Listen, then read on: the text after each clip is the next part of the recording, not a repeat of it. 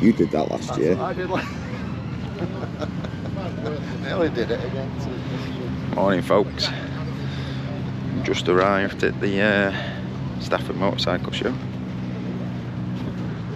And I very nearly did what Jake did last year and left his key in the bike. Too excited to get it.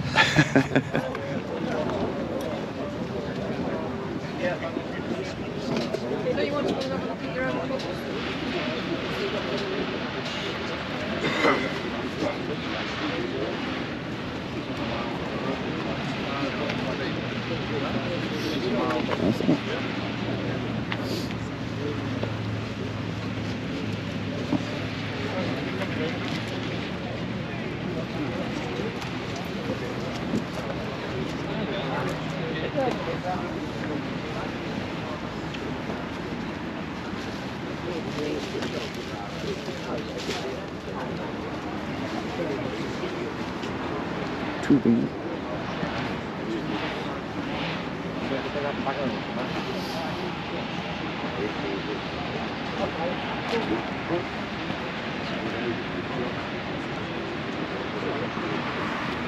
So what's today's mission, Jay?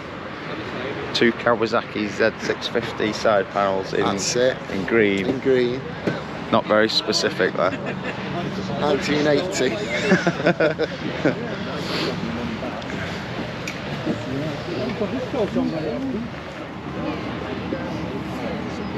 That's what we should get. A couple of mobilettes. Do the 500. Just needs to build the rest of the bike. Well, side panels. Just side panels you need. That's all you need. Maybe some spokes wheels. Oh, here we go. Here we go. Come on. What else do you have to? Some spoke wheels or side panels, that's cool. Yeah, that's definitely not it. Maybe a seat.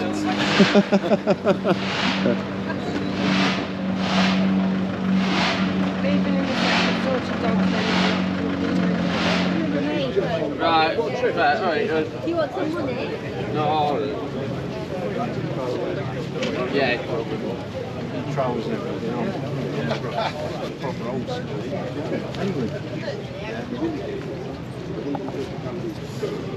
Where they dug that one from?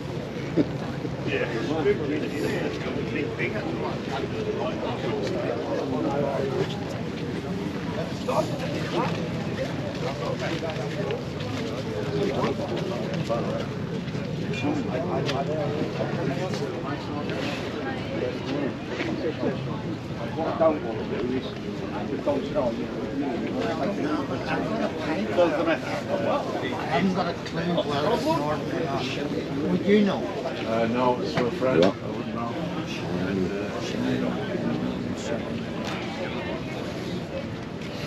Oh, and it's a proper shame. Yeah, he says he's No, the yellow one.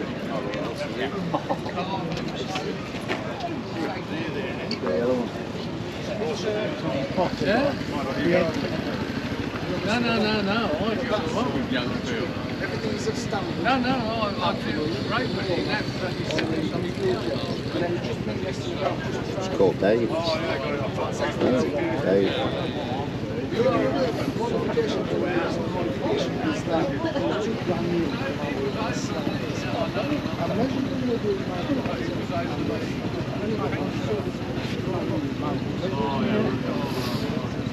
He's giving this a bit more of a looking at. I know. Got more you.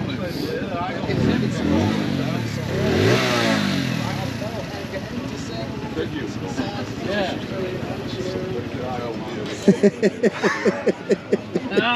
Probably right. What you pay? 1100 for it?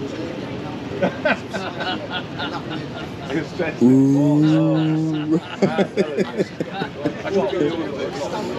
And you go over, mate, we ain't got nothing. Well, we'll have a look around, yeah. It's what? It's nice. Nice.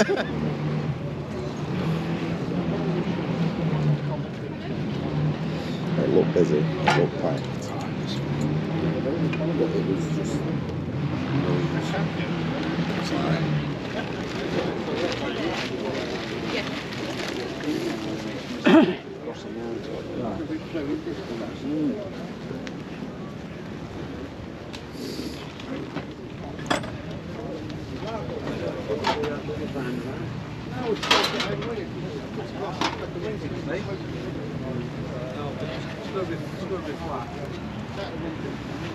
I'd rather a top wood.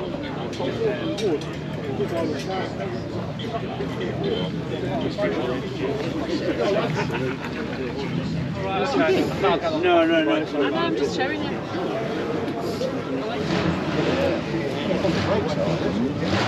Pedal back right.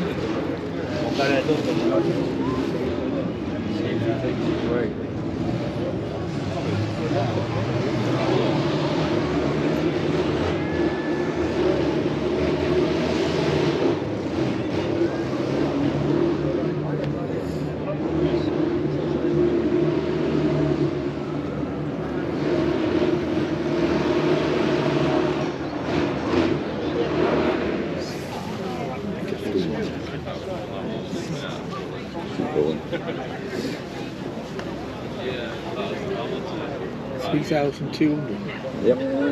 I don't think I paid that much for my 400 dream. Price that.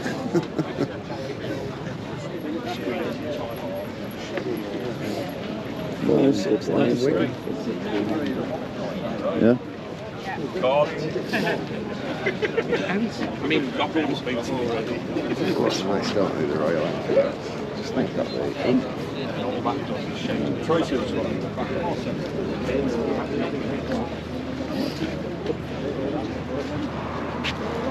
Screen's quite well lit. Is that the new finish? And the way I do it is I nice. literally, it's in my vision, I look down. That's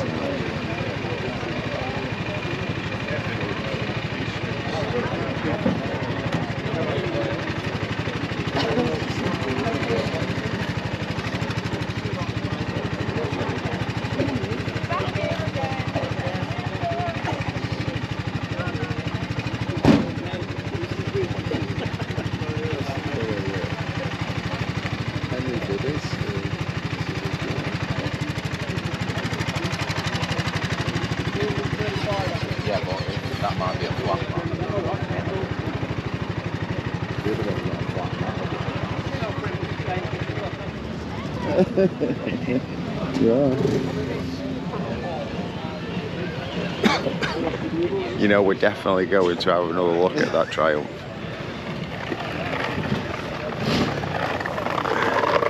It's definitely going to happen. Isn't it, Jason? Well, I need a panel and wheels and a seat, and that's got all that. Yeah, it's not worth getting the bits, is it? You may as well get the full bike.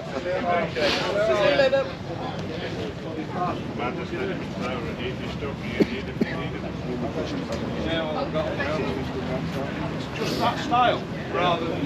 Yeah.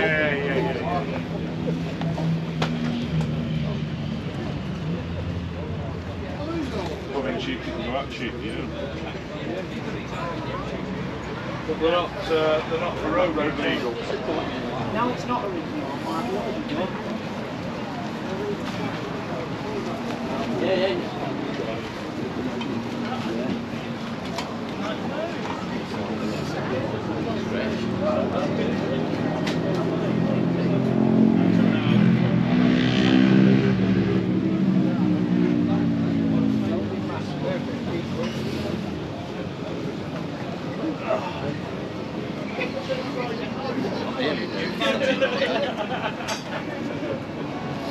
So for next hour.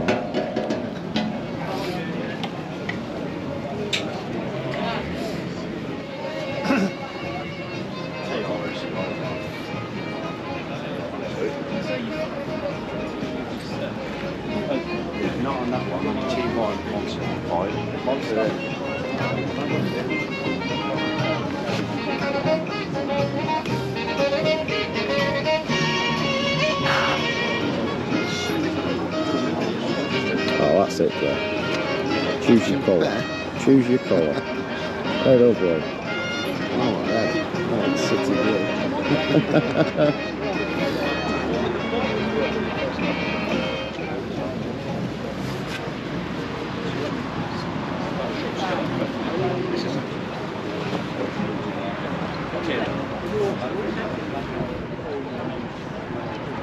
If Star Wars had a most.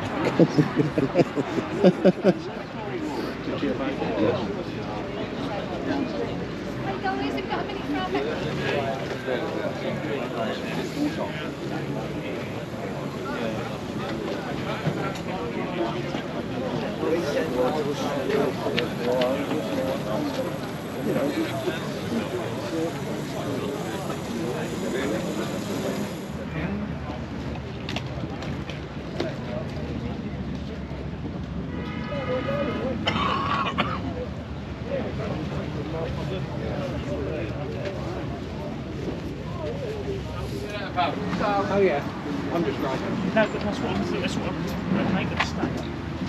That is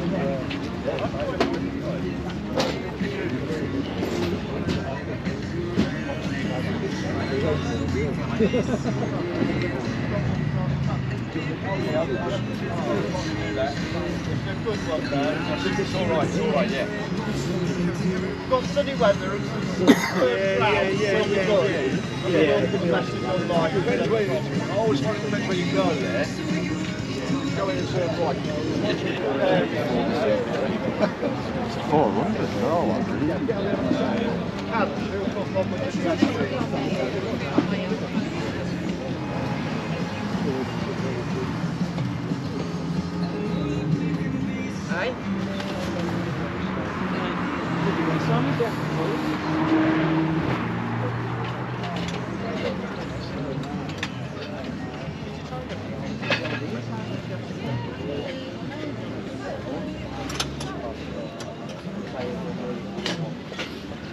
Is that the spring you've been on before?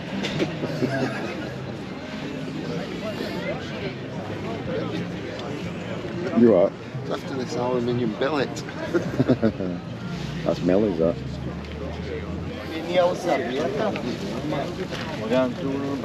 Put through, they're not.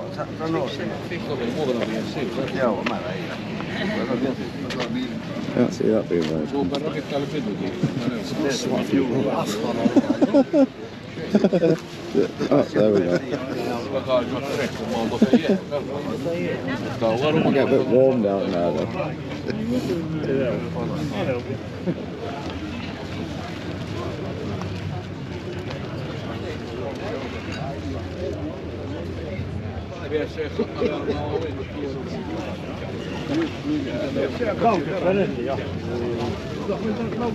Yeah, they're alright, yeah.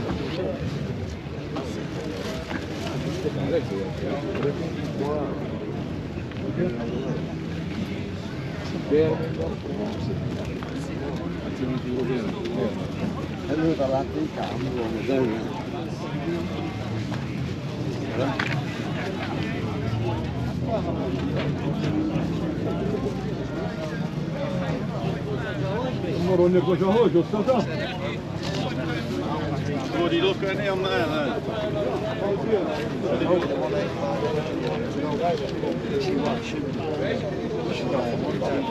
They're a fiver. Your jacket, your trousers and everything on the back there. Just £5, that's all. Yes, I know. They're all on. They're a fiver, that's all. Yeah, 100% waterproof, a fiver for the jacket, a fiver for the trousers. Who cares when it's raining? Like I say, 100% waterproof, £5 for the jacket, £5 for the trousers, all on the back rail there. Extra £5 off the boots, £5 off anything inside the tent. Chris, what? Please, work big ball. Eh? Yeah.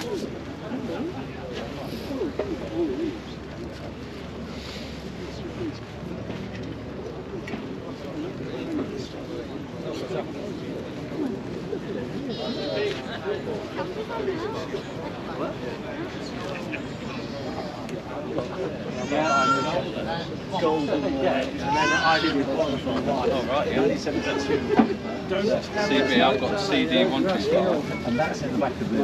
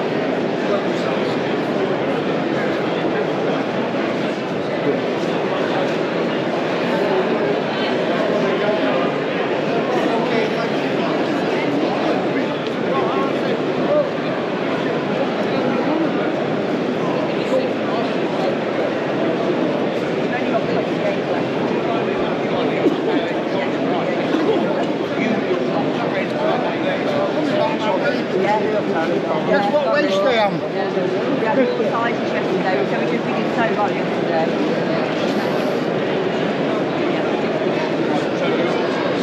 Into one today. What miles have we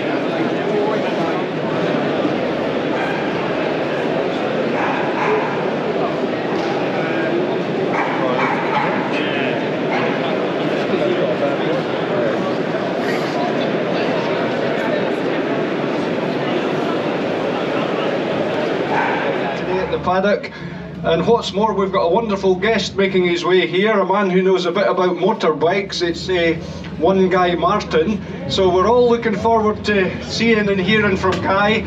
And we know that Guy loves his motorbikes and he loves his engines, so there'll be lots to hear from Guy. We've got a few minutes yet. We want to get the bikes into the paddock, so we've got a lot to look forward to. And as I say, we're lucky to have the weather we've got today. So thanks for coming along, and let's give Guy, when he arrives, a big cheer. Thank you. Hello Guy, welcome to the paddock. Lovely to see you.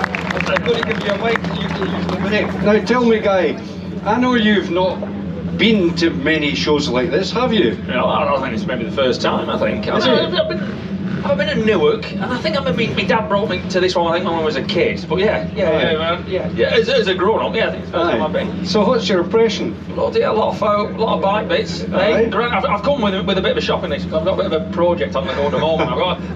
I'm doing it for a minute. I've got an A65, real nice A65. We're putting a Trackmaster frame, buggering about. So I just have for a load of bits and bobs to sort of get the ball rolling a bit further along than it is now. So yeah, it's great. What a show! What a show! I love a lot of gear. Weather's fairly kind, isn't it? So go on, what's the score? What are we going to natter about? What are we doing?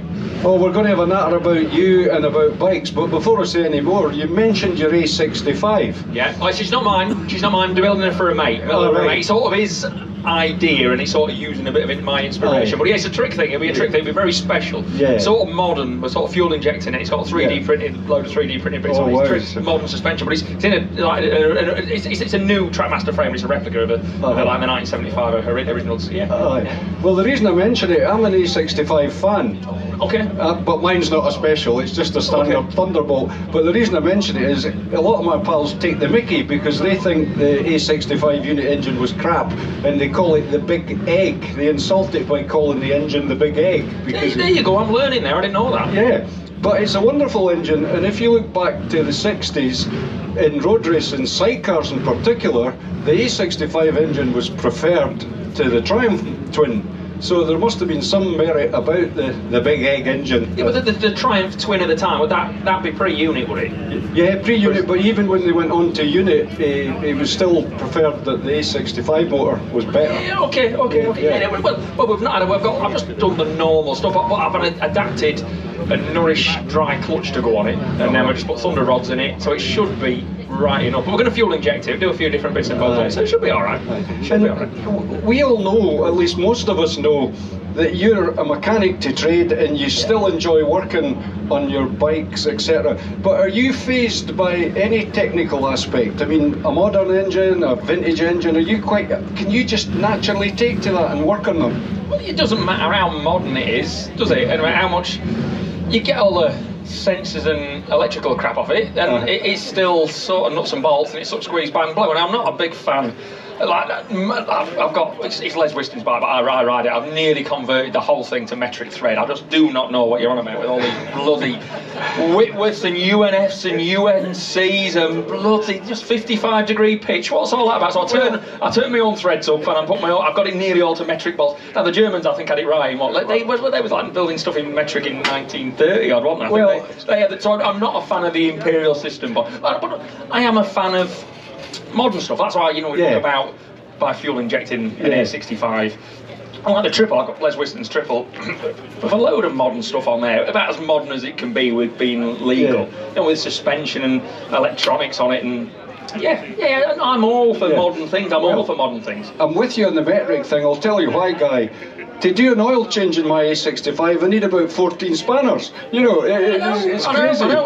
Well, that's the sort of thing. When we was racing motorbikes, well, I sort of still race them now. I'd like to do as much as I can on that bike with as few spanners as possible. Like generally, we build bikes back home for lads that go racing, and you can generally sort of strip the majority of the bike. The fairing off. Yeah.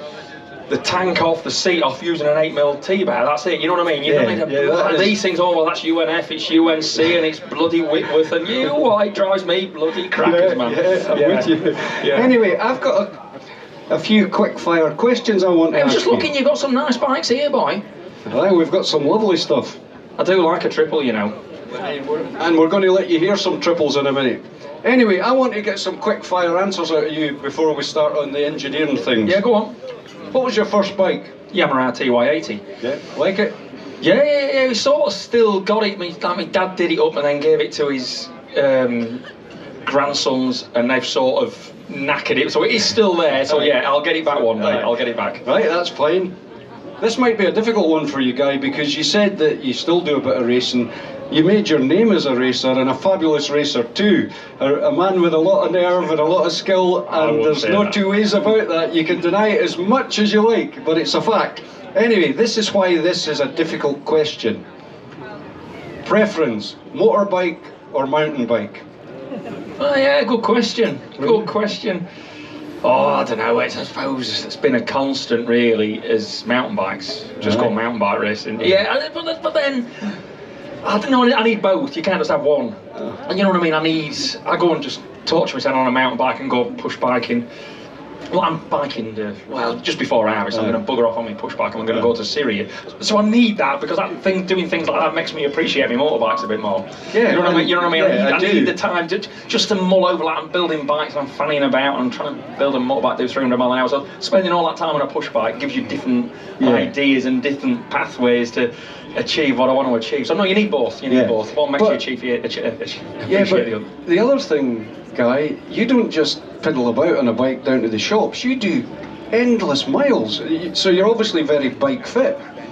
I'm alright, but I'm not bloody Tour de France, but I can pedal a long way. I'm not, I won't be that fast, you know what I mean? But I can sit on my bike for 20 odd hours a day, but I can pedal until I can just keep pedaling. I'm alright. I love the suffering. The suffering of it. Yeah, brilliant. Now here's another possible tricky question for Guy, because we all know that he's got lots of stuff he likes. You've got to decide on your favourite here. A Scania truck, a Volvo car, or a transit van? Bloody good question. Volvo car every day. Is it? Every day, yeah. But you realise that... Well, I did my apprenticeship at Volvo, so that's sort of me, Volvo trucks. And then all my work since then on trucks has probably been Scanias. But no, the Volvo thing is, so I did my apprenticeship at Volvo, John Ebb Volvo, like Volvo truck dealer down near us. Yeah, and then I sort of got my fascination going with Volvo cars, I suppose. Always wanted a Volvo Amazon, but I could never afford one, and then I ended up, through one job and another, I ended up going to Sweden and buying a special Volvo Amazon off a lad over there, and then off that I've had a T5 Volvo 850. I've got one of them in the shed, and then me and my missus would just come down here and she's got a Volvo road car. It was a boring bloody electric thing, but yeah, we love them. I love the Volvos, mate. Love the Volvos. But I'll tell you something, Guy, you're too young to remember this, but there are people here old enough when your average British biker hated Volvo estate car drivers with a vengeance. Is that true, folks? I know, boy, I'm one of them. I've got two Volvo estates. Oh well, keep away from the roads if Guy's out in that Volvo estate. And I think they were so well built and like a tank that if you got in an argument with one, you were going to come off second best. Hey, there's only one winner when you're in a Volvo, boy, I'll tell you. Exactly. Right, so there we have it, the Volvo car. Favourite ever race bike? And you've raced a few. Bloody hell, that's a good question. Never really thought about that. I got on really well with the 07 Fireblade that I rode for Sean Muir. I got on really well with that. But then the first ever race bike that I rode, never raced it. Well, I did race it eventually, but the first ever race bike I rode was my dad's Rob North Triple. Yeah. So I rode that in, might have been 99, I think I rode that, 98, 99. So yeah, I don't know, I haven't really got... It's a difficult question. Yeah, it is, I don't really have stuff like that. I don't really look in the past and think, oh, that was my favourite. I just, whatever I'm doing, going forward, I've got... that's a good answer. I've got my A65, I'm fanny about smash my mate, I'm building that, and then I've got my Hayabusa that I'm mucking about, trying to do 300 mile an hour with that, and in motocross bikes, I'm always mucking about with them. So no, it's whatever I've got at the time is my favourite bike. Yeah, brilliant. You know the score. Right, I'm going to keep going. Favourite circuit? Oh, bloody hell. Bloody favourite circuit. I don't know, Tandragee. Oh yeah. Armoy, and Spa, rode at Spa, I loved it at Spa. But I love stuff, that's something that scares the life out of you, it's like Tandragee. But then Mid-Antrim, most of these races are stopped now. Skerry's another amazing road race. Just a track that scares the life out of you, that's what I love. So you go over to Ireland and go watch the road race in there, that's what, Well, when we've watched videos of you, as a lot of people have, you didn't look too bloody scared when you were riding in the Irish road races. You were giving it plenty. Yeah, I was. I suppose when you look back now, I suppose it scared the life out of me. But at the time you was doing it, it didn't bother you that much. Loved it. Yeah, ricocheting off lampposts and all that sort of stuff. Amazing. Yeah. What about the old Deer's Leap? Was that a frightening section? Go on, Deer's Leap. Where's Deer's Leap? I don't know. I just Where's know Deer's Leap? In Deer's Leap. it's one of the Alton Irish Park. circuits. Who could tell us about Deer's Leap? I think that's Alton Park, isn't it? No. It's the Ulster Is Grand it Prix. Ulster Grand Prix? Deer's Leap? Yeah. Oh yeah, it is, isn't it? Yeah. Oh yeah. So there you have it. Yeah, I did love the Ulster Grand Prix. It's probably one of the most terrifying sections of any race circuit. A guy can't even remember it. That's because you're just flying, absolutely I flying. loved the Ulster Grand Prix, but I loved it. They did all right round there, really. Oh, you did? Yeah, I Right. loved it. Next question. Chicanes, love them or hate them? Oh, I hate them, yeah. Do you? Hate them, yeah. I was never a fan of them, mate. Never a fan. I did some rattling on about those. I've ever got interviewed about chicanes. I'd do some. Oh yeah, I was never a fan of them, mate. But I suppose they serve a purpose, don't they? You know what I mean? They slow people down, so you have more crashes at chicanes generally, but the crashes generally don't get killed. Well, generally, I think in the northwest they put a lot of chicanes in there, and I understand that. But at the time, I used to get revved up and start shouting and screaming about them. But yeah, I think I sort of understand, but it's not for me. It's not for me. Well, it's funny. I asked Philip McCallum the same question yesterday, and they're very slowing down. He took the great opportunity to go fast and overtake folk at the chicane, but then Philip was an Irishman born and bred, and I suppose he was going to be aware of these chicanes long before you ever were. Yeah, he was a pilot, that man. Bloody hell. Aye. Now, 2 strokes or 4 strokes? I suppose like the power density of a 2-stroke, I would be in favour of that, but it's just getting them through the emissions. That can't really, you know, it's never. You know what I mean? There's somewhere in between a bit of rotary. Only, but again, the emissions, they're not going to meet the emissions. So force. Just the way the boundaries are pushed with the 4 strokes now when you're turbocharging stuff and using electro turbochargers and all that sort of for direct injection, pre-ignition chambers and all this sort of thing. So no, I love the technology, what goes on in the 4 strokes. I love the idea of a 2, so I love them. But it's not really the way forward, is it? Not really. Yeah, okay. At the height You've of got to play your questions here, boy. Hey, you're not going to run out. At the height of your racing career, when you were really in the mix with everybody and winning, who was your kind of most respected rival? Because you had lots of them. And again, it's a difficult question, Guy, but who would you was there any one person that you respected more than anybody else? No, a couple really, I suppose. Like John McGuinness. Yeah. Because, he's been doing road racing for years and he's still alive, he's still here. So he knows when it's right, everything lines up, he can push, but when it's not happening, just let it, you don't try and make it happen. And I suppose Michael Rutter was the same. Yeah. You know, when I did some stupid stuff, some stupid moves with those boys. And they just know that, they've been about long enough now to know. So those are the boys. Rutter and McGuinness, they're boys that I have the most respect for. Yeah. And is it true, Guy, that it was a road bike crash that actually prompted you to take up racing? Yeah, my AR-50. I crashed my AR-50. I was all... Yeah, but it was my moped. I was only 16. I was just tuning it to death. I do over 80 mile an hour. I had a 93 kit on it and I ported it and cut my own ports in the barrel and a big carb on it. Always mucking about with it and ended up crashing it, and I thought I need to do something here. A decent job at the time. I was only 16, so I saved up a bit of money. And then, bought a race bike. My dad helped me a bit. And then went racing, Just in case folk don't remember this, guys, most of the enthusiasts around the paddock here are motorcyclists, and you are a well-known motorcyclist, but we need to remember this fact. Guy is the proud record holder of several Guinness Book of records. Fastest on a snow sled, 84 mile an hour. Motoring on, What was that like? Yeah, that was bloody airy. We did that in Andorra. I can't remember the year. That was a long time ago. We did that in Andorra. I drove down there in my van. On a sled. Yeah, we've had loads of bloody daft records we have. Yeah, we're doing TV stuff. And the next one was fastest in a soapbox. Now, a soapbox derby's a good laugh, but being in a soapbox at 84 mph is maybe more of a laugh than you think. Hey, right, I put it on its roof as well. I made a right mess of that, Bloody hell, Forget about all of these things. Happy days. Yeah. And what about this one, though? Highest speed in the wall of death. I mean, 78 mile an hour. Really? I know, I'm going to go see Ken Fox is here somewhere. He's over there. I'm going to go see him. You're going to have a shot? It takes a bit to get up to speed, but I haven't done it for 3 or 4 years. But you couldn't just go straight away and do it. I think you'd have to. I'd need a bit of tutoring, I think. But I love it. But how did you cope with getting the technique and the momentum to get going and going round that cylinder. Whatever Ken Fox said, do. Don't question the madness. Is Just that whatever, right? he was the man. He was the man. Whatever he says, just do that, and you'll be laughing. Yeah, Ken Fox is the man. Do you know, every time I come to Stafford, and I've been coming for 30 odd years, I always go to the Wall of Death. It's the best 3 or 4 quid or whatever it is these days. It's fantastic. And there used to be an American girl that I don't think she's with the Wall of Death anymore, who impressed on the Wall of Death. And I said to her, how did this all begin?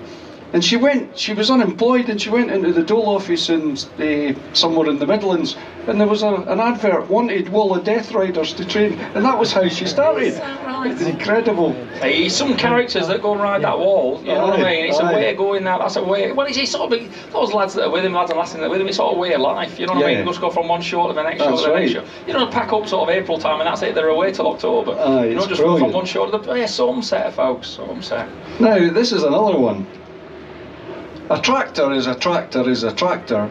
Now, you made a Guinness World Record in a tractor, but what kind of tractor was it? It was a JCB, yeah, just down the road, yeah.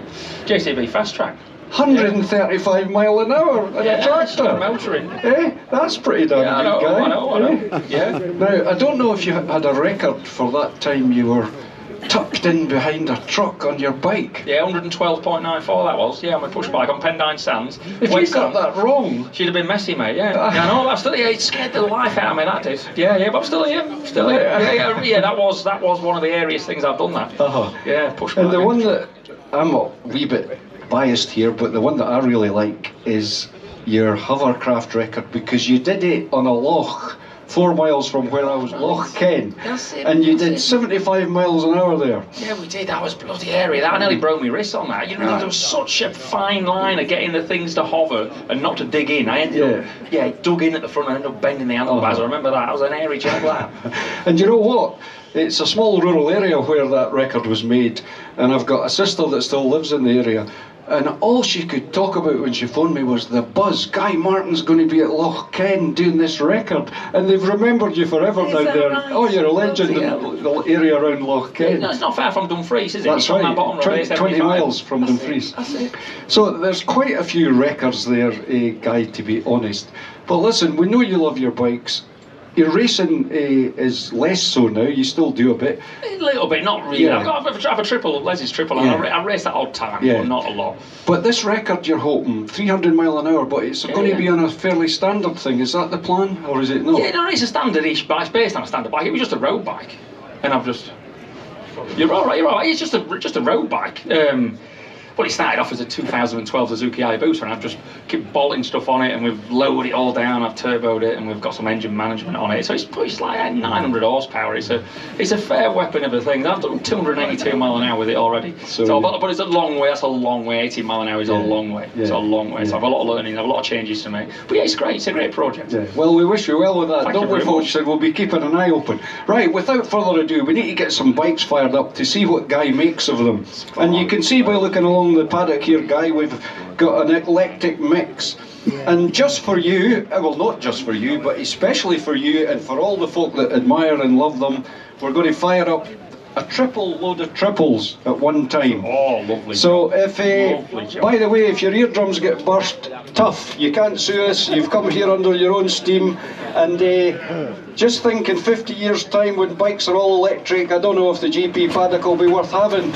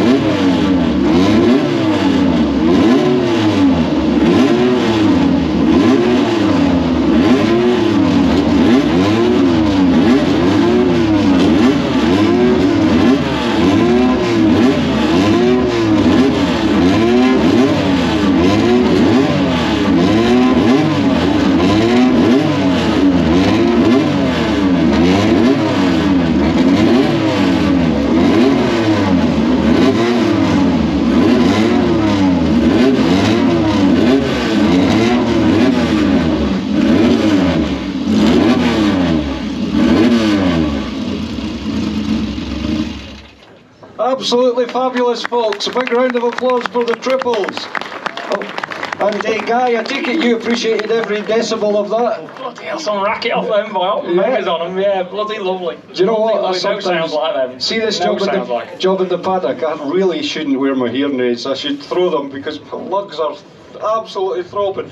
Anyway, that was great, guys. We always get a good show from the triples, and there's a fair load of them over there, guys. I see, there's bloody swimming in them over here. There's loads of them. Yeah, and you obviously liked racing your one way back, your father's one. Yeah, well, I only raced it the once. The first ever track day I did was on my dad's triple. I think it was about 18 or 19, I think. That was the first time I'd ever rode a bike on track. That was his Rock North triple, and I ended up racing it in the end. I ended up racing it at Skerries, I think. Aye. Yeah, over there and racing over there. And so you've got a soft spot for them. All of them. I've got like one of those now. I still race it odd times now, yeah. Love them. Well, we're going to move to another bike here that Carol and the guys from Andover Norton have brought. It's one of these rotaries. Now, does your technical knowledge, do you have much knowledge of how the rotaries? I love the Wankle, yeah. I love them. Yeah. Well, I ended up riding the new Crichton. The new Crichton. I rode that last year, I think, at Cadwell. Amazing piece of kit, really fast. You just think, you know, these sort of reciprocating internal combustion, there's all the stopping and starting going on with the pistons. You know, you think that is it's more of an efficient idea, but again, it's just the lubricating of it, so it's never really caught on. But yeah, they're an amazing thing. And I think they're fabulous as well. And you know, the old flames spitting out the back and everything, and these things, I love that. Now, apparently, am I right, Carol, there's only 3 of these on the planet? This particular model, yeah. Yeah, of that particular model. I think one's a blue one, one's a yellow, and this is the famous black one.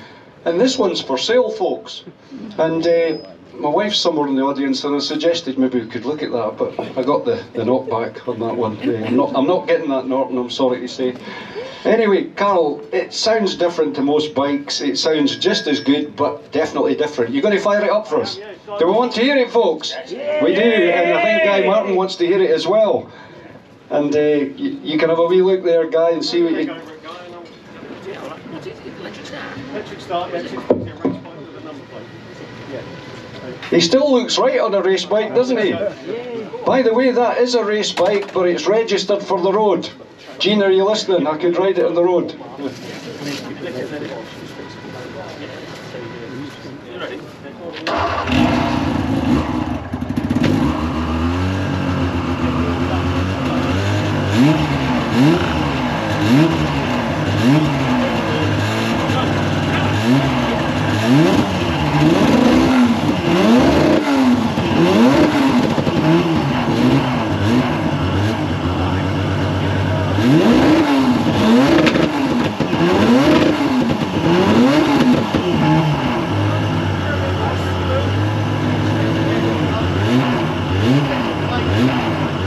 Just want it for going to Tesco, but you know, it's absolutely fantastic sound.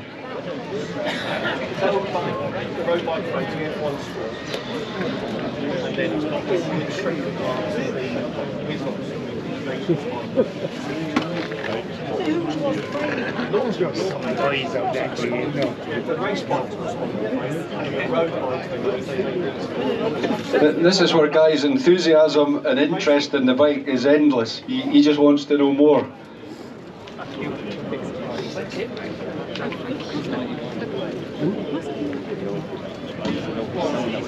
you enjoy that?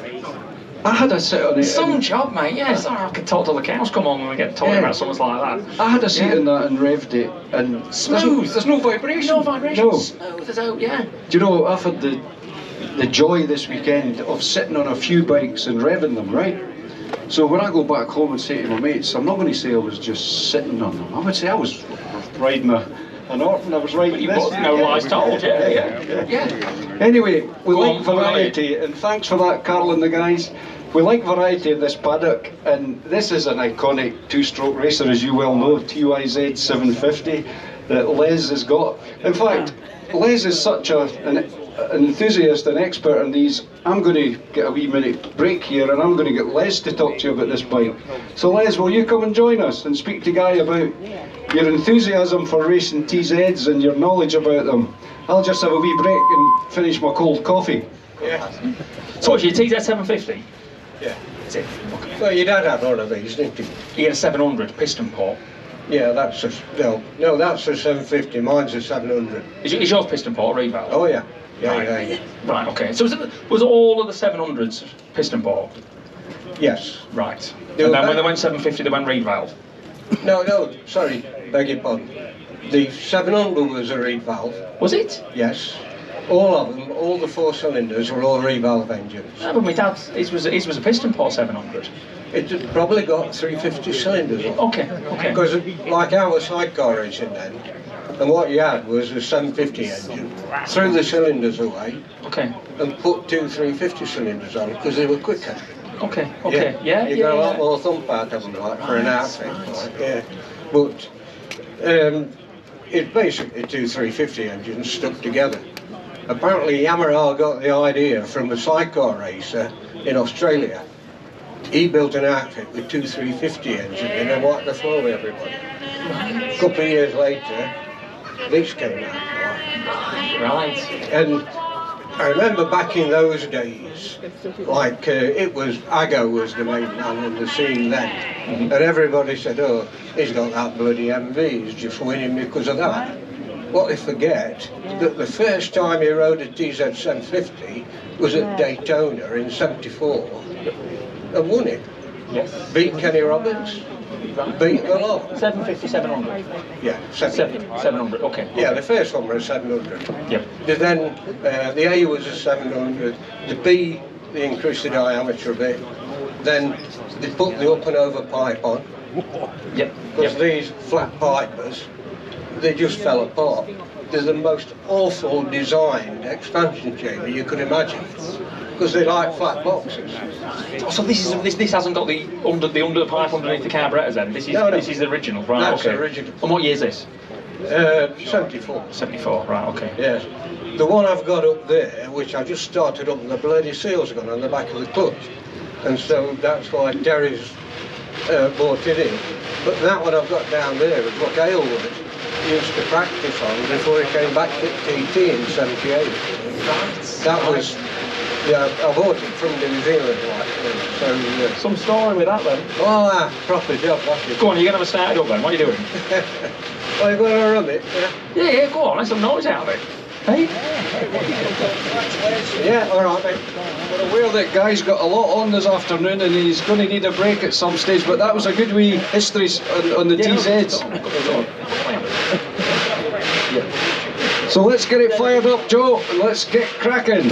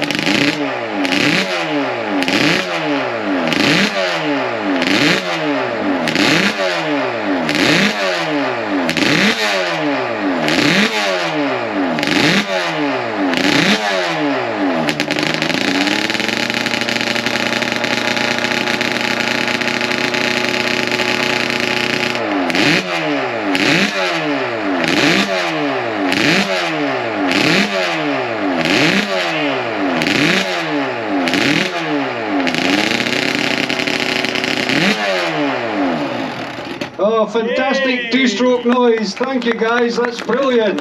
And Guy, did you enjoy that?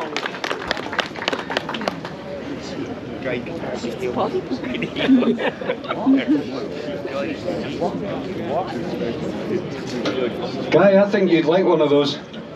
Eh? That could be next on the shopping list. Yeah, now I'm a bit of a bugger. Oh, I've got to get you used to death. I heard something like that's a bit too good to use. Uh-huh. You know what I mean? Yeah, I do. Absolutely fabulous. And you think back to when Ago took over on one of those, and everybody said he'd win nothing. He was a four-stroke rider, and he went out and won Daytona on his first race and beat the great Kenny Roberts. So the bike was certainly up to it. Anyway, we're conscious that you're a busy guy, and much as you're enjoying it here, we need to press on. And the next bike we're going to look at is a fairly unusual thing, this 500 Bianchi over there. So Brian, would you come and join us? You're the proud owner and the proud maintainer and the man that brought this bike back to life. There's not many of these about, Guy. Bloody hell, to be honest, I don't know how to out. Yeah. 500. Aye. What year's that? Where was it raced? 64.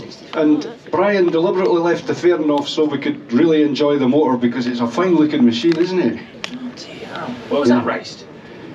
Sorry? Whereabouts? Bob McIntyre raced it. Yeah.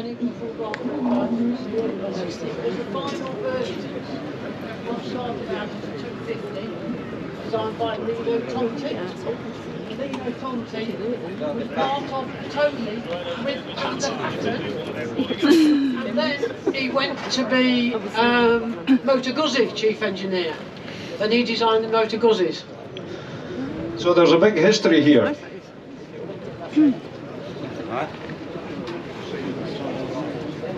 it's tiny. It was locked. About 143 mile an hour, and it was just a bit faster than the MV3. But being a 500 twin, it was under a lot of stress, and their reliability rate was a bit low. What's the weak point on this engine? Nothing on this one, because I've cured most of it. Right, okay. But originally it was pistons and gearboxes. What's it rev to? 10. Does it? What's the bore and stroke? I can't remember off the top of my head. But Are they original cabs? no, I've got the original magnesium cars, but it doesn't seem to run on these. These are just Del Auto, so I can keep it going. Right. I've ridden it around Donington and places, so you know. What sort of power is it doing? It's 60. Oh, is it all right? 64, I think. Which for 500 twin was not bad in 64. Yeah. It's a 6-speed cassette gearbox as well. Cassette gearbox? Cassette gearbox back in 64. And to take the engine out, you remove the front 2 engine bolts. You slacken that one, put a load under the engine to take the weight. And lift the frame off the bike. You lift the front up, front wheel with the forks in, and you can take the engine out. Never.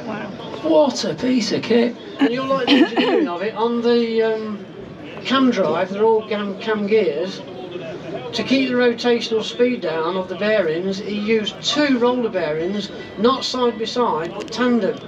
He ran the inner running on the outer of one of the other bearings. So it's got 2 sets of rollers, tandem, one inside the other, and that gives you half rotary, half the speed of a single bearing. Bloody hell, and my mate says all the clever folk are dead. He's not wrong, is he? Hey, bloody hell. Come on then, Brian, we're desperate to hear it because I know it sounds good. That's a lovely bike, Guy, isn't it? What a... I don't honestly, boy, I know nothing about them. I know a bit about the patterns and what they're doing with the 4-valve Manx and all that now. But obviously this, yeah. See when you look inside, there's one better than 4 valve. Yeah, it's got a 4 valve. See, it's not cast iron, so It's not often you're going to see one of these folks or hear it. Have you? I've got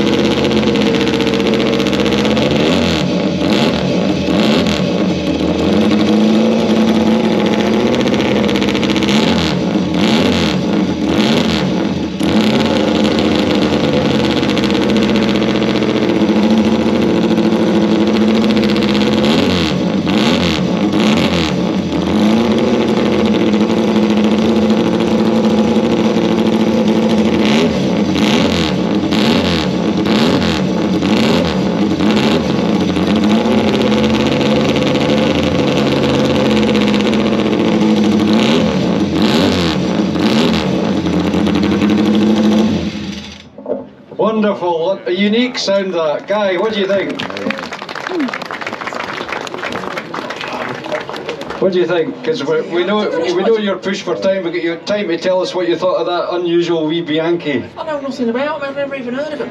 Well, I'll tell you, when I was 14, I had a scooter badged under Raleigh bicycles. It was called a Raleigh Roma, and it was made by the Bianchi motorcycle factory. But it was nothing like that. Every day is a school day. Yeah. And there was going to go 4-valve, there was going to go Desmond. Yeah. But it's a lovely piece of kit, isn't it? It's a work of art, that is. Right, it's been wonderful. We're pressing Guy because he's got a few appointments still to do, but we're going to finish with a really iconic British bike. It's a replica, well, some of it is, but the wheels aren't. It's an Arthur Matchless, and as Roy Kirby here will tell you in a minute, Guy, it was the bike that challenged Agostini on the Isle of Man. He was on the mighty MV, the multi 3-cylinder or 4-cylinder MVs. And Peter Williams, the late great Peter Williams, who you know of course, chased them home on a single-cylinder engine made in the late 50s, the G50. Wagon wheels, that's what they call that one. Yeah. But there's something special about those wheels that Roy will tell you about. Now, Roy wants you to start it, if you would, on the rollers. Are you happy to do that? Yeah. Right, well, go for it. Go for it. Go on,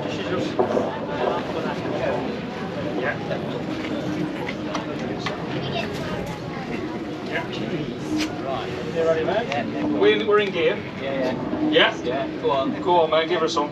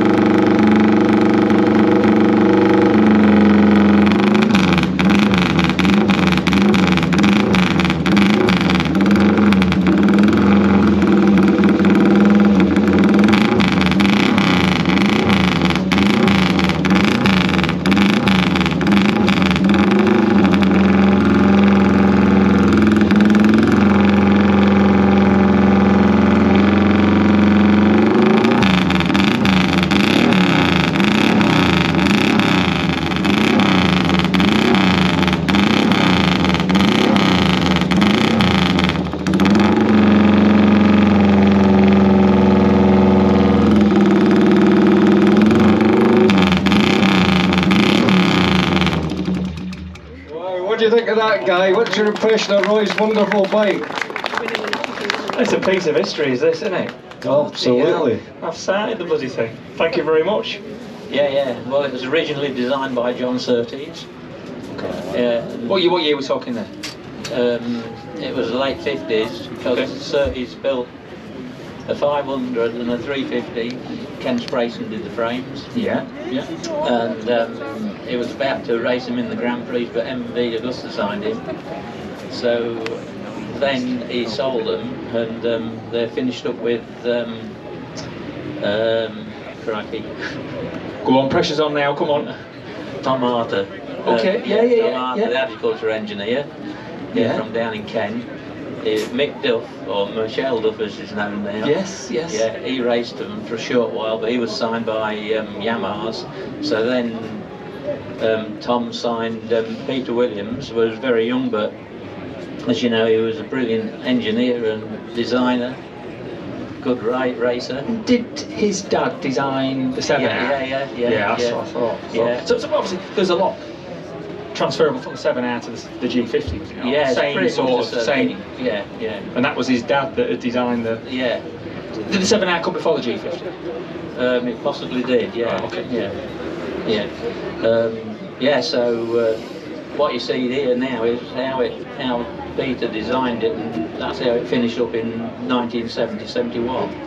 It's a replica of his very last bike he raced for of his own Arthur Matchless. And then what after the JPS? They then went on to the JPS. Yeah. After that. And these wheels are actually what he built for the JPS. Right. Yeah. Right. Because the original ones, because like he was the first one to do these wheels, and everybody laughed at him, and that's why it was called wagon wheels. But it said the bike was so ugly. But anyway, when he did the JPS ones, he put an extra spoke in and made them from the middle, like like as you see there. But on the Arter, on the original Arter, that came from the outside, inside was curved. Right. Yeah. I just remember my dad telling me the story. Him and his mates went up to Cadwell when these were first out. Yeah. And him and his mates were laughing at it, saying that'll never catch on. Yeah. Yeah. Well, look at it. Yeah. The unfortunate thing is that Peter never painted them, and he finished up a very hard up man in his later life. Absolute legend. Fabulous. Thank you very much. Thank you. And there's another thrill today, Guy. Yeah, George Wilson. Yeah, don't know.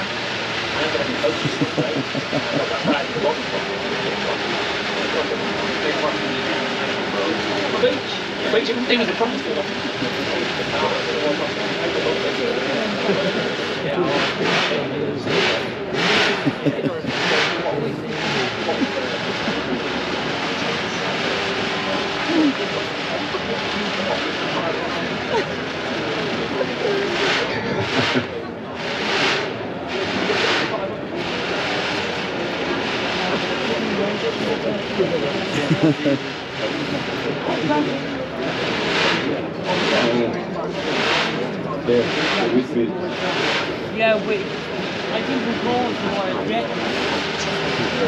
Yeah.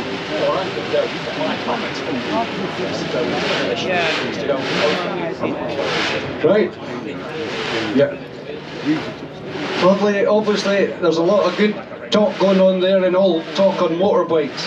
So anyway, folks, I hope you've enjoyed seeing Guy in the paddock. More importantly, I hope Guy's enjoyed being in the paddock. Have you had a good time?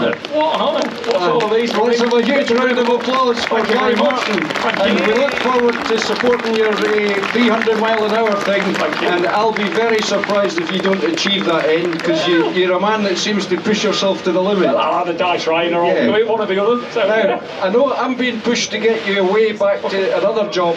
If you could have one bike in this paddock, come on, you've got to make a decision. You could have one bike. It would be the Bianchi. He doesn't know nothing about. Yeah, there you go. So Guy would love Brian's Bianchi. Yeah. Sorry, everybody else. I maybe shouldn't have asked him that. But just because I know nothing about them, and I just looked at it, blow my mind. Yeah.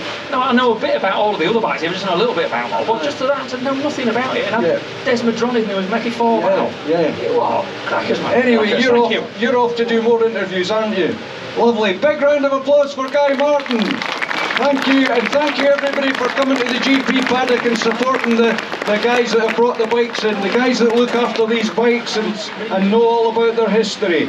And Guy's going to be around in the main hall this afternoon, and you'll get a chance to see him again then. Enjoy the rest of this lovely sunny day at Stafford, and thanks again for coming to the GP paddock. Thank you. Well, that's it. Another year, another show. Fantastic show. Bikes in the paddock stands were absolutely insane. Jay didn't buy the Triumph, nor did he find any bits, so but we've had an awesome day.